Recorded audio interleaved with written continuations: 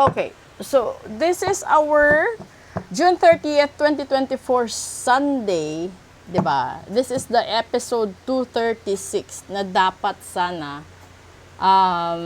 this is our English episode dapat. Equivalent doon sa English episode. But since this is a tarot edition natin muna sa ngayon, we will have this card gamitin natin sa love struggle.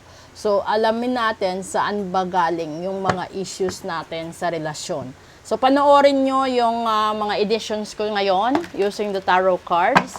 At pwede kayong mamili ng cards kung ano ang meron. No? Andyan naman, tignan nyo yung mga cards sa videos ko. And then, let me know na lang kung anong baraha ba ang gusto nyong gamitin ko sa inyo. Kasi pahiyang yan para ding ulam. Okay? So, kukuha tayo dito ng 3. At ito yung tutukoy kung ano yung mga problema ninyo sa bawat relasyon. Okay? Una.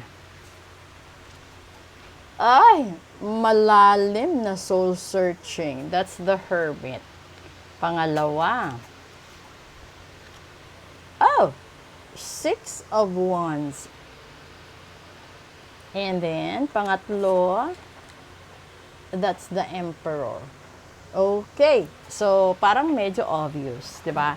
Kasi yung Hermit, no, may mga, this is the struggle natin sa buhay. So, ibig sabihin nito, isa sa problema natin is yung malalim na soul searching or pinag-iisipan, naghahanap tayo ng kasagutan sa maraming katanungan.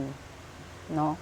Ito yung posible kapag ikaw isa tipo kang ng tao na masyado kang choosy, no? Iniisip mo sino pipiliin mo, sino mamahalin mo, sino susundin mo.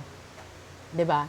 Kasi yung tanging gusto mo lang naman is the victory and success ng isang relasyon, napakagandang relasyon. Yun nga lang, kalimitan, because yung nandito is the Emperor. So, ibig sabihin, posible na ito'y ama, no? Padre de pamilya, breadwinner, yung nandoon nagdidikta sa'yo, pwede din na magulang ito. So, marami kang factors na pinag-iisipan. Ito, kasi kalimitan ko, ikaw yung teenager ka pa, nag-aaral ka pa, 'di ba? Mag-iisip ka eh. Yung iba hindi na talaga nag-iisip, diretso layas na, o 'di ba? Yung gusto mo kasi maging successful ka sa mga pangarap mo. Pangarap mong relasyon, pangarap mong tao, pero yung nandoon lagi sa nakaharang is magulang mo. It's either magulang mo or mga kapatid mo na wala naman siguro silang intensyon na masama, kundi talagang nararamdaman mo kung minsan mahigpit sila sa iyo. Mababae ka, lalaki ka, bakla ka o tomboy ka, pinapagalitan ka. Hindi dahil sa ayaw kanilang maging masaya, kundi siguro dahil sa napakadelikado ng sitwasyon ngayon na halos lahat na lang siguro ng depensa gagawin nila. Minsan, pakiramdam mo, sumusobra na sila, iniipit ka na, ito yung malalim na pinag-iisipan mo. Pero, sooner or later, marirealize mo na yung paghihigpit pala ng magulang mo, ng breadwinner mo, siblings mo, minsan, co-workers mo or boss mo, is dahil na rin yan sa alam nila or meron sila sigurong mga alam na kinakatakot nilang mangyari sa'yo. So, wag mong masamain. Kapag may mga taong concern, wag kang mag-react agad. Pag-isipan mo kung yung sinabi ba nila sa'yo is nakakabuti ba para sa'yo.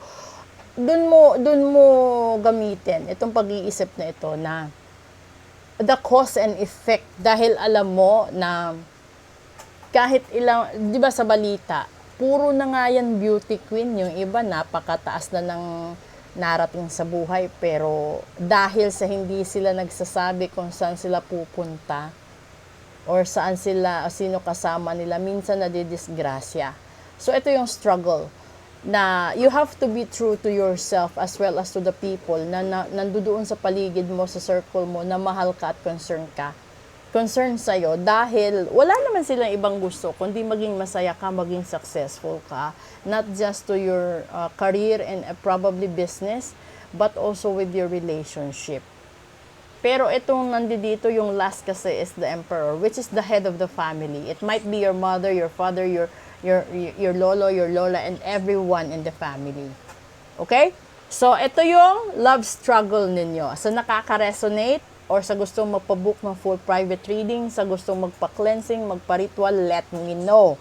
And then, yung kasunod nito is the tarot edition ng health, and then the last one is karma. Okay? So, thank you and good afternoon. Message lang po kayo.